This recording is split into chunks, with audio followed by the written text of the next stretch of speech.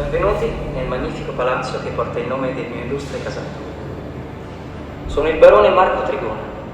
La mia statua domina il piazzale là fuori. Sono raffigurato mentre osservo fiero la cattedrale dove si trovano le mie spoglie mortali.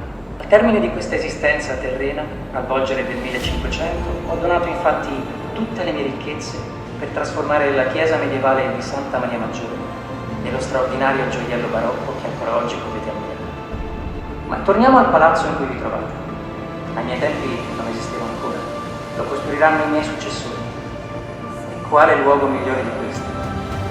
Insomma, avrete capito l'importanza del mio casato, siamo stati principi, duchi, marchesi, vescovi, persino storici e geografi. Oggi il Palazzo Trigona ospita il museo della città e del territorio. Avventuratevi nelle sue prestigiose sale e scoprite la lunga